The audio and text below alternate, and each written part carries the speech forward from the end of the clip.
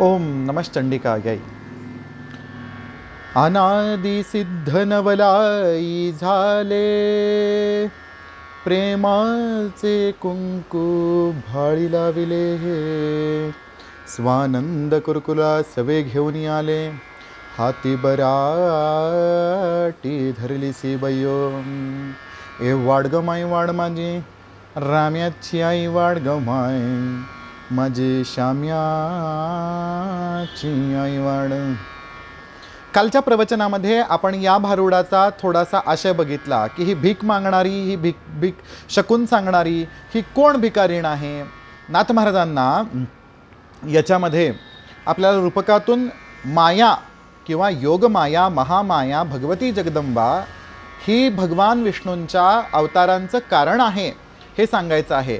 हे सगळं भारूड आपण संपूर्ण देवी भागवतामध्ये आपण बऱ्याच ठिकाणी वापरणारे प्रत्येक चरणाचा अर्थ देवी भागवतामध्ये बरोबर दिलेला आहे, त्यात काही वाद नाही.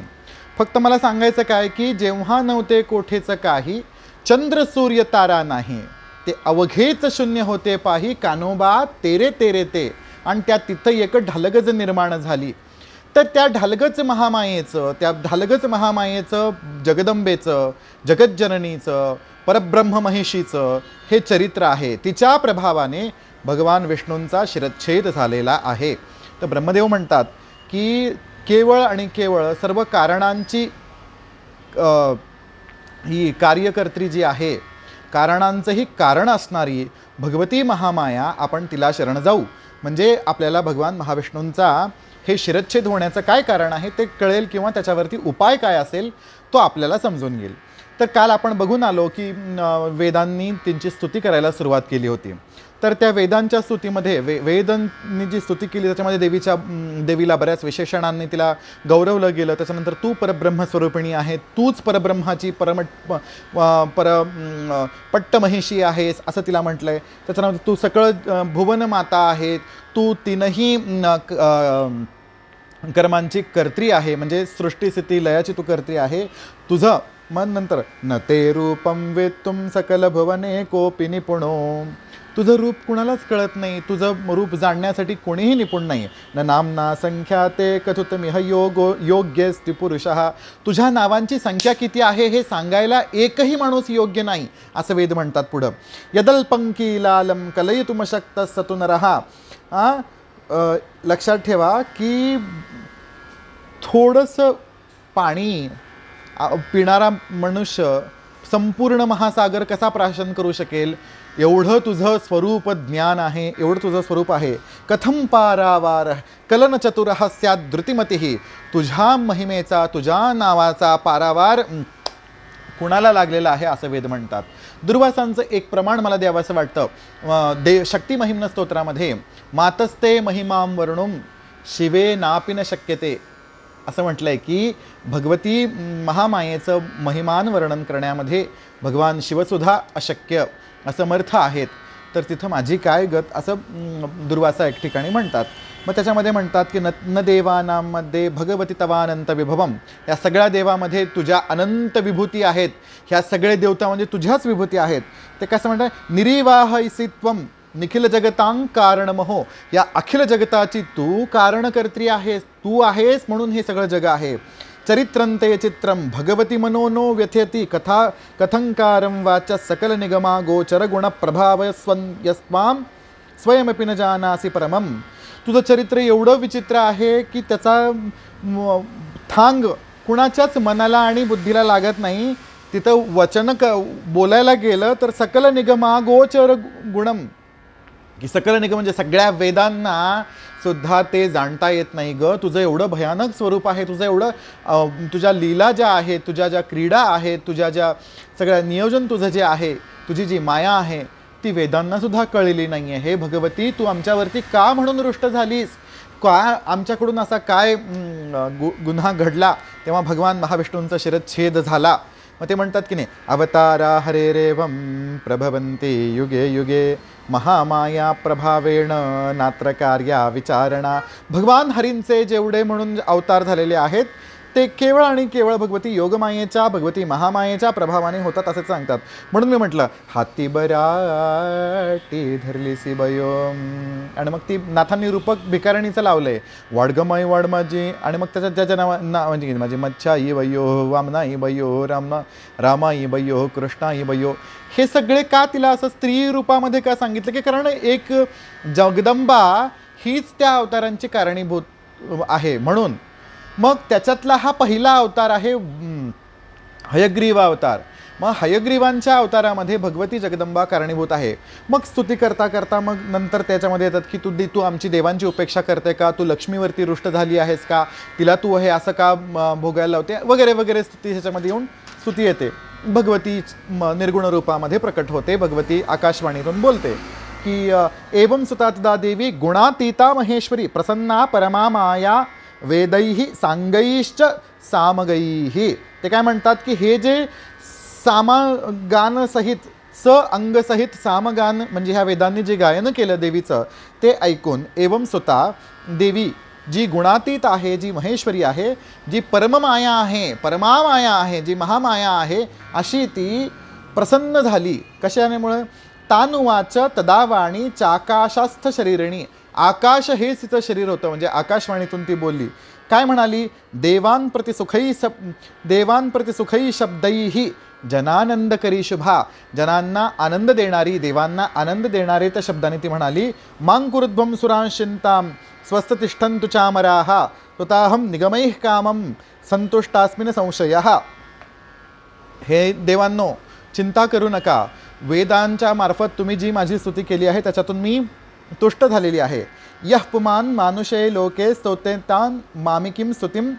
मग स्तुतीचं सांगितलं, पटिशती सदा भक्त्या सर्व कामान वापुन्या शृणोती. मग हे स्तोत्र वाचल्यानंतर काय होतं वगैरे वगैरे फलश्रुती दिली.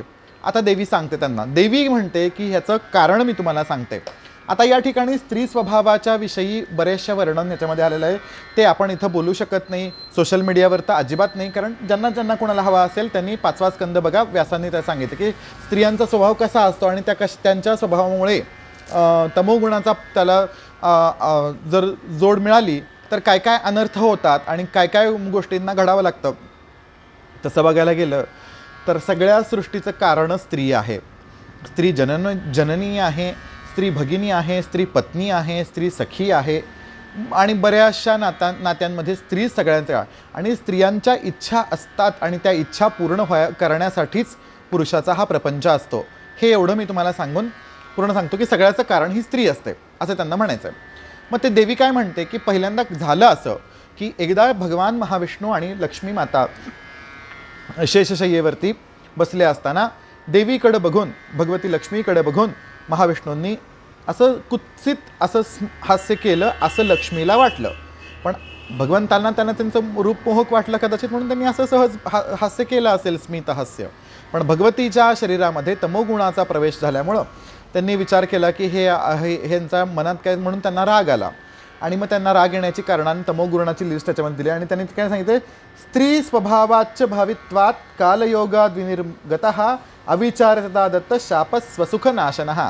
स्वसुखनाशन असा, स्वतःच्या सुखाचा नाश करणार असा शाप तिने भगवान विष्णूंना दिला. तुम्ही माझ्याकडं ज्या मुखांनी कुत्सितपणे बघून हसलात आणि माझी थट्टा केली ते तुमचं शिर नष्ट होऊन जाईल, तुमचा तो शिरच्छेद होऊन जाईल, तुम्ही शिरविहीन होऊन जाल, असा शाप लक्ष्मीने त्यांना दिलेला होता असं त्यांनी सांगितलं.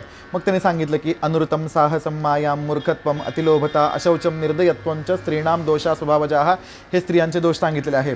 मग ते आता काय म्हणते देवी की आता वासुदेवांचं सशीर आपल्याला करायचं आहे, पण त्याच्याही आधी मी तुम्हाला एक कारण सांगते की भगवान महाविष्णूंना हे असं होण्याचं दुसरं कारण त्यांनी सांगितलं की पूर्वीच्या काळामध्ये एक हयग्रीव नावाचा एक खूप मोठा असा बलाढ्य असा दैत्यांचा राजा होऊन गेला. त्या म्हणजे होता. त्यांनी सांगितलं की त्या राजाने काय केलं की 1000 वर्ष माझ्या एकाक्षर मायाबीजाचा ह्रीम ह्या बीजाचा जप केला.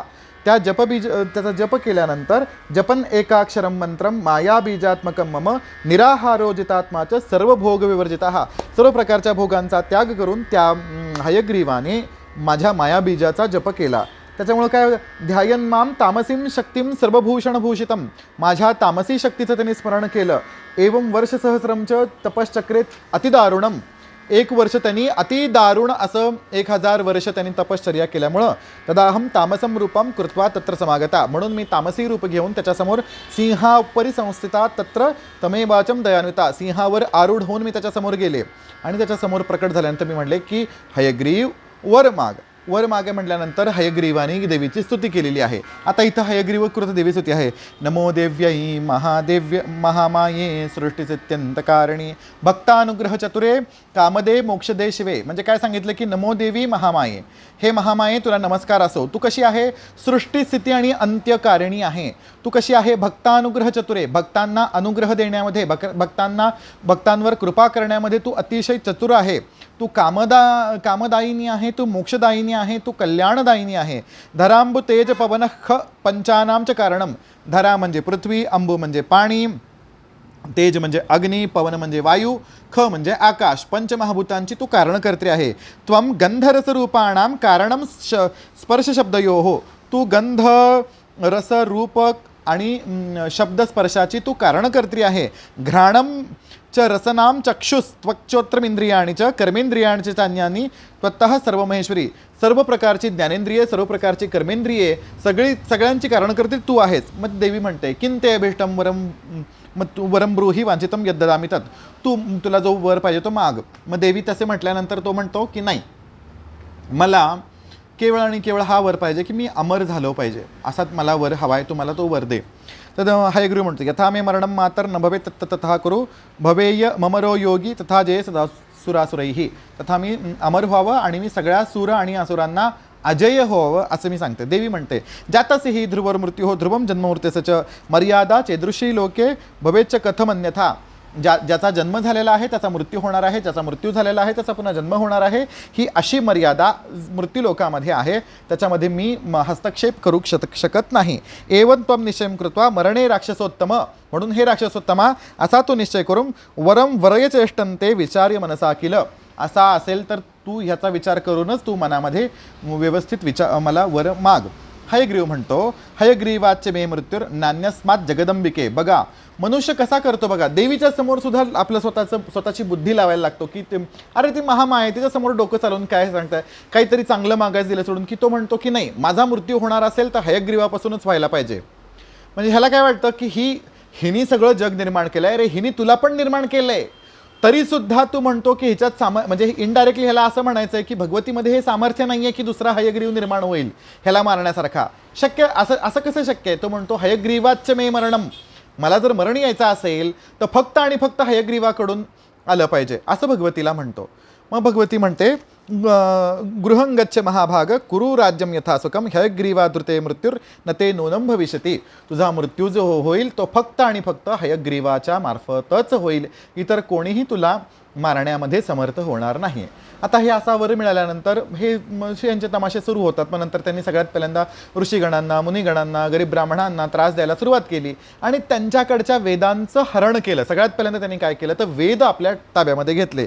तस्मात म्हणून तस पीडयति दुष्टात्मा मुनीन वेदांश सर्वतः न कोपी विधी तत्र हंताद्य भुवनत्रये तस्मात् शीर्षम हयास्यास्य समुद्रत्यम मनोहरम देहेत्र विशिरो विष्णू स्पष्टा संयोजयिष्यती. म्हणून ह्या हयग्रीवाचा नाश व्हावा, ह्या हयग्रीवाला मारावा म्हणून आपण आता त्वष्ट्याला सांगून भगवान विष्णूंच्या मुखावरती, ह्याच्या शरीरावरती आपण आता वाजी शिर म्हणजे हयग्रीवाचं, हय म्हणजे घोड्याचं शिर आपण बसवू असं त्यांनी देवीने सांगितलं. मग देवांनी सगळ्यांनी तिला नमस्कार केला. कुरु कार्यम सुराणां वै विष्णू शीर्षाभियोजनम दानवम प्रबरम दैत्यम हयग्रीवो हनिष्यती. हयग्रीवांना मारण्यासाठी भगवान महाविष्णूंचा हा अवतार झाला. आणि सगळ्यात पर्यंत भगवान हयग्रीवांनी हे काय केलं असेल की विष्णू शरीरे तेनाशो योजितम वाजिमस्तकम हयग्रीवो हरिर्जातो महामाया प्रसादतः. महामायेच्या त्या जगदंबेच्या प्रसादाने भगवान महाविष्णू हे हयग्रीव झाले आणि त्या हयग्रीवाने काय केलं की कियता तेन कालेन दानवो मददर्पितः निहतस्तस्ता संख्ये देवाना मृपुतेजसा, म्हणून त्यांनी सांगितलं. म्हणून असं म्हणतं की त्या हयग्रीव भगवान महाविष्णूंनी त्या हयग्रीव राक्षसाचा नाश केला, त्याच्याकडूनचे जे वेद पुन्हा प्राप्त करून ब्रह्मदेवाला आणि सर्व ऋषी मुनिगणांना दिले. म्हणून भगवान हयग्रीवांना आपण म्हणतो की ते विद्येचे देवता आपण त्यांना मानतो. हयग्रीवांची उपासना बुद्धीसाठी, ज्ञानासाठी, विद्येसाठी केली जाते. भगवान महाविष्णूंचा हयग्रीव अवतार मध्व संप्रदायीन वैष्णवांमध्ये आणि बऱ्याच इतर वैष्णवांमध्ये हयग्रीवांची पूजा खास करून दक्षिण भारतामध्ये जास्त प्रमाणात होते. आणखीन दुसरा महत्त्वाचा मुद्दा म्हणजे भगवतीचं सगळं सच्चरित्र श्रवण करण्यासाठी अगस्त्य महामुनींना ललितेच्या चरित्राचा जो काही उपदेश केला तो ब्रह्मांड महापुराणामध्ये उत्तरखंडामध्ये भगवान हयग्रीवांनीच भगवतीचं सगळं स्वरूप ज्ञान प्रकट केलं. हयग्रीव हे गुरुस्वरूप आहेत, हयग्रीव हे ज्ञानस्वरूप आहेत. हयग्रीवांची एक स्वतंत्र परंपरा श्रीविद्या उपासनेमध्ये येते, त्यामुळे त्यांना गुरुरूपामध्ये त्यांना नमन केलेलं आहे. हयग्रीव भगवती जगदंबिकेचे सर्वात श्रेष्ठ उपासक आहेत, भगवती परांबिकेचे सर्वात अतिशय उत्तम ज्ञाते आणि गुरु आहेत. दक्षिण भारतामध्ये त्यांची स्वतंत्र मंडली आहे. समयाचार पद्धतीने त्यांच्या बऱ्याचशा पद्धती ललितोपाख्यान या ग्रंथामध्ये किंवा ब्रह्मांड उत्तर पुराणामध्ये भगवतीच्या चरित्राचं सगळं त्यांनी वर्णन केलेलं आहे. अशा भगवान महाविष्णूंचा हा अवतार आज आपण एकादशीच्या दिवशी हा श्रवण केला.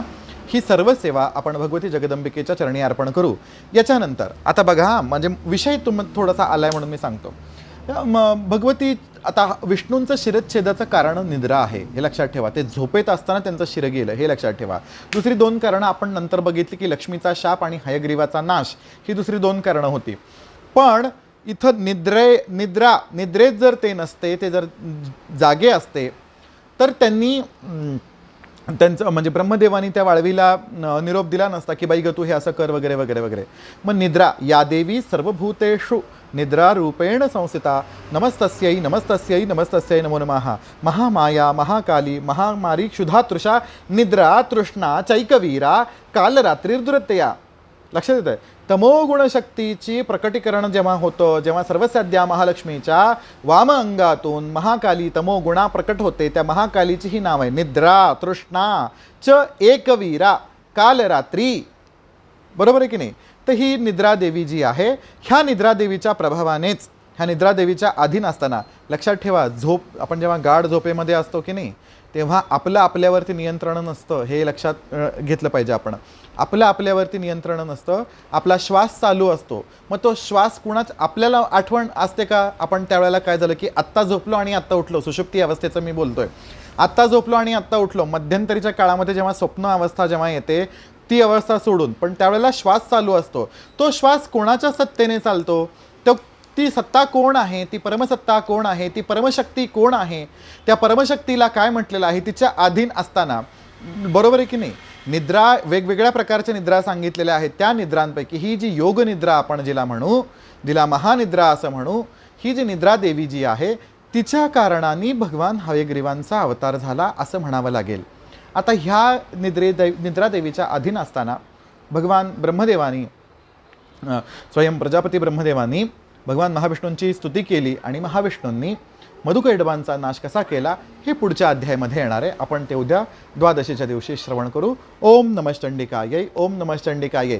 सांगायचं तात्पर्य एवढंच आहे की सर्व भारुडांमध्ये नाथ महाराजांनी सांगितलं की आली कोल्हाटीन खेळाया सगुण गुण माया. हे सगळं सगुण गुण माये, ह्या मायेचा जो खेळ आहे, ती ह्या जर तिने आपलं शरीर निर्माण केलंय तर त्या मायेने विराट पुरुषाचं सुद्धा शरीर निर्माण केलंय, त्या विराट महाविष्णूचं सुद्धा शरीर निर्माण केलंय.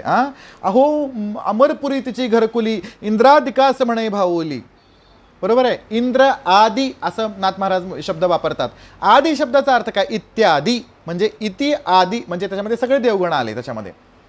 म्हणून ह्या भगवती महामायेला श्रेष्ठ म्हटलं. आपण काल बघून आलो की आपण सांगितलं महामाया कोण? ना पार्वती, ना दुर्गा, ना काली, ना लक्ष्मी, ना कोणी नाही. महामाया जी निर्गुणा प्रकृती आहे, जी परब्रह्माची इच्छा आहे, लक्षात घ्या, तिला कुठलंही स्वरूप नाही, ती ना स्त्री आहे ना पुरुष आहे, अशी महामाया जी आहे ती सत्य आहे न असत आहे, ती भलतीच कोणतरी आहे, अशी महामाया जी आहे वेदांताच्या भाषेमध्ये, त्या महामाये, त्या भगवती परांबिकेचं आपण हे चरित्र श्रवण करणार आहोत. ओम नमः चंडिकाय.